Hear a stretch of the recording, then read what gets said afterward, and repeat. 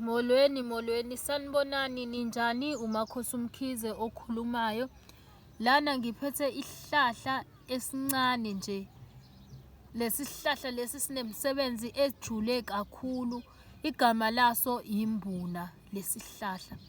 Njengoba kuthiwa Imbuna sinewele laso ke kodwa engasiyona Imbuna exactly ngoba isihlahla nesihlahla siba newele esiba naso.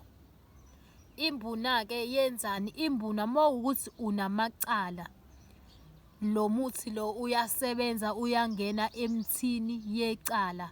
Emthini yecala Imbuna. Uyangena futhi kubuniseni izitha zakho mawunenkinga zezitha. Kuya ngokuthi uyithake kanjani, uyigaye kanjani. Impande iyathakwa, iyahlanganiswa. Bekuthiwa kuthakwa impande, izihlahla ziyahlanganiswa, ziyakhulunyiswa. Imbuna iyasebenza ke nasemthini yabantu besifazane nasemthini yabantu abasha, abesifazane abesilisa. Uma unenkinga wena uthola ukuthi itoto lakho alisavuki kahle, khona umuntu okushaye ngesicupho, noma wena mawuya kumuntu wakho uthi nithi niyalala akusalaleki, liyabuna, livele liyibunele.